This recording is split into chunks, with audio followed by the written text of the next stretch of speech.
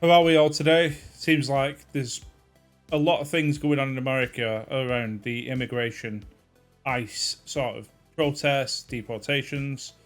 There's people for it, people against it. I come across two news articles and they're very, very contrasting in terms of their approach. One, I think, is as extreme as the other. Let's have a look. Democrats won't stop fighting to keep illegals in our country. Like New York Governor Kathy Hochul, she's even setting aside a whopping $50 million to help them out. We're also concerned about those that are walking out of this courthouse, taken away from their families. They don't have the attention. They don't have the lawyers. And that's why the state of New York is providing $50 million to cover legal services for people who are finding themselves in this situation. Well, it's not the state of New York, it's the actual people, the taxpayers of the US of A, that are paying the $50 million. I don't know enough about it, so anybody can educate me, please do. But I'm assuming that they're walking out of the, he said, walking out of the courthouse and getting deported. They don't have access to the lawyers. For my recollection of watching Law and Order, and I know it's not the greatest source of truth and education, but my understanding is if you are a US citizen, you've got the right to representation. So if you can't afford a lawyer, one will be provided for you. So, and I'm assuming that they don't have the right to have one provided because they're not citizens and they're illegal. So someone educate me if that's the case. Well, $50 million. I mean, what do you think? Are you happy about that? And Florida Congressman Maxwell Frost, he wants to go further.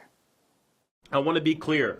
Being undocumented in this country is not a crime. My Republican colleagues who say, I don't want any undocumented people in this country, But it is a crime, though. I'm assuming the reason why it's a crime is because you're undocumented, because you entered the country illegally, or you stayed beyond your legal right to be in the country, so therefore committed a crime. I actually agree with you. So let's document every single one of them with a speedy path to citizenship.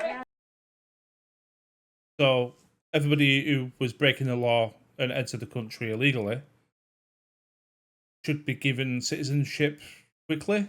Just give them all citizenship. Does that not make a mockery, though, of the people who actually went through the legal right, the legal ways of becoming a US citizen and went through immigration the right way? And does it not make a mockery of basically, I mean, if you get the papers and you are a citizen, then effectively you've got the right to vote, and should you just be given that right? You know, well, you're here, let's just give you the papers and give you the right to vote and everything else that comes with it. That's how we fix this problem. Well, here to make sense of this all is Madison Sheehan, ICE Deputy Director. Madison, I want to play for you a soundbite from Eric Swalwell. Here is what he wants to do to some of the ICE agents that you oversee. If I was a prosecutor, the top prosecutor in my state, and these rogue agents arrested somebody like Alex Padilla, who was just exercising his First Amendment right in his own office building, and had him arrested, if I had a criminal statute that met the facts, I would use it. If you have law enforcement capabilities and the facts meet those criminal statutes, you have to meet their chaos with your own strength. Madison, first of all, we know Alex Padilla was never arrested. He was briefly detained. But what's your reaction to Eric Swalwell talking about trying to... Yeah, you can always conflate the facts. Don't let the facts get in the way of a good story. ...arrest some of your agents? The men and women of ICE work every day to keep the American people safe, and it's insane to me to think that politicians are out encouraging people to cause harm to our officers, which is up over 400% over the last few years, and trying to cause harm to these agents when they're out there doing their job. The Democrats continue to say that nobody is above the law, and yet they will not allow law enforcement officers to do their jobs and enforce the laws that are on the books in the United States. Yeah, if it might not be palatable of what they're doing, the methods that they're employing. but getting in the way is impeding justice being served. So you're breaking the law there as well, right? You know, Matt. But I know sometimes people think if you are protesting a rightful cause, you have got to go through these measures. Again, let me know what you think. Listen, I saw something in Politico Playbook that should give you some encouragement as to what your ICE officers are doing. And here's what it shows. The Trump administration on the issue of immigration, according to this big mega poll that was conducted, is up plus 16. That is the approval for what your ICE agents are doing on immigration. Not only that, a quarter of Kamala Harris voters approve of what's going on. So do your ICE agents, I just wonder, as they're being doxxed, their pictures put up, being called kidnappers in LA, do they take solace in the fact that the American people are on their side? Do they know that?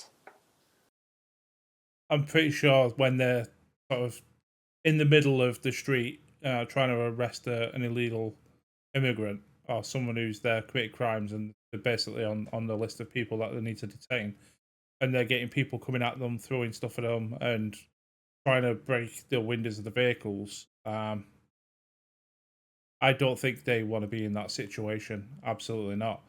And in terms of the doxing thing, I mean, I think anybody who is trying to basically reveal my phone ringing. Shut off. Anyone who's trying to reveal the identity of any of the agents, then they should be held accountable. Because for me, they are basically saying, here they are, here's a target, and go and get these people.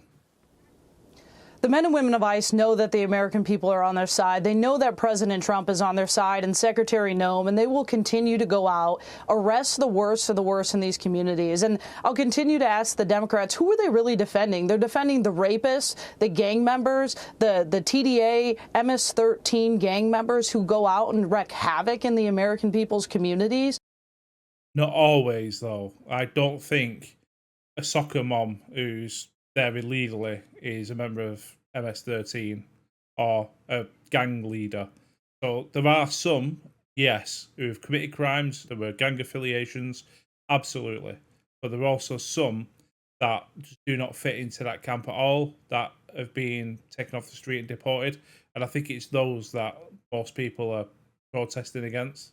Whether it's the rapists or traffickers, and they continue to defend these people, but they're not what the American people want in their communities. And we're seeing that day after day as people continue to stand up and defend the men and women of ICE and allow them to do their jobs.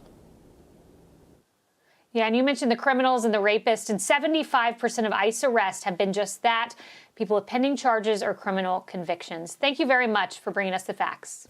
Those pending criminal convictions could also include those who are in the country illegally. Let's have a look at the other side of this argument with somebody who's got a more extreme solution. This is like something out of the movies. Florida's Attorney General is now pitching this new plan for what would be the state's largest immigrant detention center. He wants to build it in a virtually abandoned part of the Everglades, and he is calling it Alligator Alcatraz. Now, the Everglades, as you probably know, are notoriously full of dangerous alligators. Let's not forget. One place that does not appeal to me, the rainforest and the Everglades, because I have got a phobia of snakes. Can't stand them, make my skin crawl. But if you've got millions of those things crawling around everywhere, no, thank you. The giant Burmese pythons there, too. News Nation's Brooke Schaefer joins us live from Miami. Brooke, you're all over this one. Why is he saying this is a good idea? And is this a real pitch from the AG? Well, it is a real pitch. Florida's Attorney General is calling it a one-stop shop with nowhere to go, nowhere to hide. Florida AG James Uthmeyer is offering this plot of land to the Trump administration to be turned into a temporary detention facility for undocumented immigrants. In the middle of the Florida Everglades, the 39-square-mile virtually abandoned airport and training facility is surrounded by alligators and snakes. Does this not make the Trump wall just seem like a normal thing now? We're going to build a massive wall around the US and no one can get in. This now seems like that was just a sensible idea compared to that. He's dubbed it Alligator Alcatraz. The AG said it could be up and running in about a month or two. and it could house as many as 1,000 people. Uthmeyer said Florida Governor Ron DeSantis has tasked state leaders with identifying new places for temporary detention facilities as the Trump administration ramps up deportations nationwide, aiming for 3,000 arrests a day. Our Blake Berman on the Hill asked DHS about what they thought about Florida's possible Alligator Alcatraz. It seems ridiculous. It really does seem ridiculous. I mean, do you need to build it there? I mean, not only is it in a really seems like an inhospitable place, even though it looks to me like most of the terraforming has been done in terms of the flat land and everything. But you're gonna have problems with local security, supplies coming in. There's gonna have to be watch people with guns constantly looking out for alligators and massive snakes. It's just weird. Is that necessary? Weird. Is that needed? We definitely need more bed space. I haven't looked particularly into what this facility could look like, but we are very focused. I imagine if it's going to be put in the middle of the Everglades and it's called Alligator Alley, it is not going to be somewhere where it's got the luxuries. It's not going to have PlayStation 5s. It's not going to have cable TV. It's going to be loads of bunk beds in very square concrete block buildings, I should imagine. On getting that And you'll have 3 square meals a day. big, beautiful bill passed. It would get us more bed space that we can be housing people. Did they really call it the big, beautiful bill? Yeah, weird. I'm going to keep using the word weird now. Florida is calling this a low-cost opportunity to build a temporary facility. It won't be temporary. It won't be. You don't build something like this just on a temporary measure. There'll be, yes, no, we've got the infrastructure there and we've got the ability to use it. That'll become a prison or it'll become a permanent detention facility. But Alligator Alcatraz may have an uphill. And if tensions with the Middle East carry on, is it going to be another internment camp? We've got nationals from other nations who we're asking to leave the country, but if they don't leave, we're going to put them in this place. You never know. Battle, Markey. The space was not turned into a working airport in the late 60s because an environment report said it could damage the ecosystem in the Everglades. Could damage the ecosystem. I think the ecosystem would damage you, to be honest. Jesus. Alligators and snakes. No, you're all right. Such a contrast, though. We're going to build a massive detention centre and call it Alligator Alley. Or let's give everyone papers tomorrow and we'll give them $50 million to support them.